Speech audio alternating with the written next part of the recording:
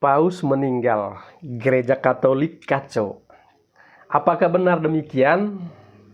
Teman-teman, 2 hari yang lalu Paus kita telah meninggal dunia dan banyak muncul pertanyaan-pertanyaan, apakah Gereja Katolik akan kacau, akan chaos? Siapa yang akan memimpin gereja sekarang? Apakah ini akhir dari gereja? Banyak yang panik, banyak yang tegang, banyak yang spekulasi, bahkan ada yang berani bilang, lihat tuh, Gereja Katolik goyah karena pemimpinnya telah meninggal. Tapi sebenarnya teman-teman, siapa yang benar-benar paham bagaimana Gereja Katolik ini berdiri dan tetap bertahan selama 2000-an tahun? Mari kita simak. Teman-teman, kita harus kembali kepada dasar.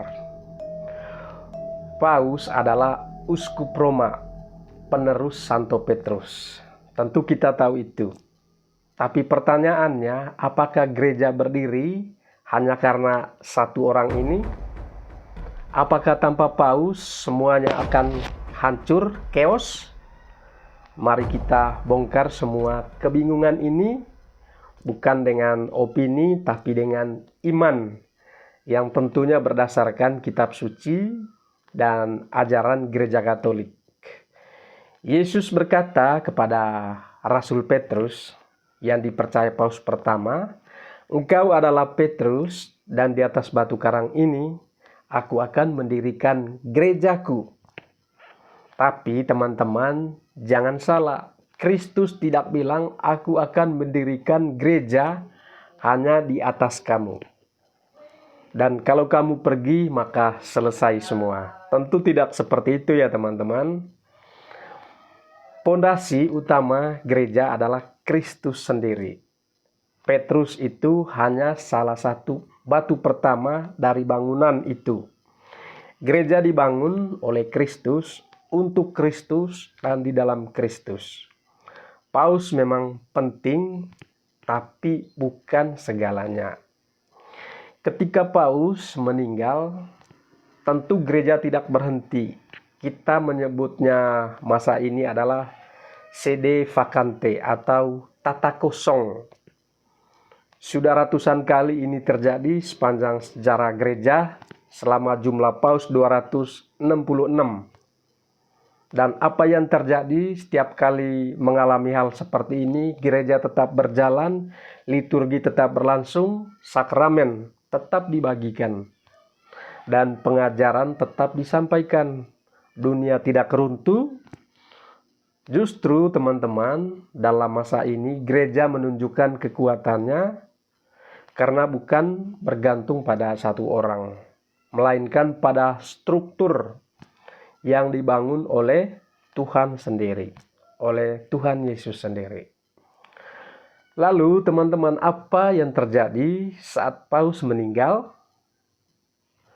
Tentu para kardinal berkumpul, mereka masuk dalam masa doa, refleksi, dan konklav untuk memilih penerus.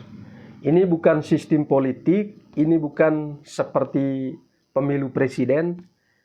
Ini adalah tindakan dalam iman, sebuah karya Roh Kudus yang bekerja melalui para pemimpin gereja. Sementara itu, para uskup tetap memimpin keuskupan masing-masing di seluruh dunia. Para imam tetap mengembalakan umat, dan kehidupan gereja tetap berlangsung seperti biasanya.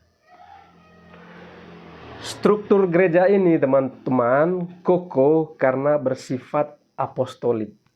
Ini bukan organisasi buatan manusia yang tergantung pada SEO. Ini tubuh mistik Kristus. Gereja itu tubuh mistik Kristus, dibangun di atas para rasul. Dalam Katekismus 857 menegaskan, gereja itu apostolik karena dibangun di atas para rasul dan tetap diajarkan oleh para rasul penggantinya, yaitu siapakah mereka? Yaitu para uskup dalam persekutuan dengan pengganti yaitu Petrus. Ini artinya meski Paus wafat, kekuatan gereja itu tetap aktif. Gereja tidak pernah vakum secara rohani. Tetapi tetap saja ada umat Katolik yang panik, ada yang bingung, ada yang merasa seperti kehilangan pegangan karena saking cintanya kepada Paus Fransiskus. Dan disinilah kita harus jujur, mungkin kita selama ini terlalu menggantungkan iman kita pada figur manusia, bukan pada Kristus sendiri. Kita hormat pada para paus, kita doakan paus, kita ikuti arahannya, tapi paus bukanlah Tuhan. Iman kita tidak boleh mati hanya karena gembala duniawi kita wafat. Teman-teman sekalian, momen ini tentu ujian. Bukan hanya ujian untuk para kardinal yang akan memilih paus, yaitu paus baru, tapi juga ujian bagi kita semua. Apakah kita benar-benar mengerti siapa yang akan menjadi pusat iman kita? Apakah kita cukup mengenal gereja kita sendiri? Apakah kita percaya bahwa Roh Kudus tetap bekerja bahkan ketika tata suci Vatikan kosong? Teman-teman, saat Paus meninggal, kita berduka, tapi kita tidak kehilangan harapan. Karena Kristus tetap hidup, Dia adalah Alfa dan Omega. Dan Kristus tidak akan membiarkan gerejanya tenggelam. Kita adalah bagian dari kapal yang dibangun oleh Tuhan sendiri. Badai boleh datang, silih berganti, nakoda boleh berganti, yaitu para paus, 266, tapi kapal ini tidak akan karam. Maka umat Katolik, jangan panik dong.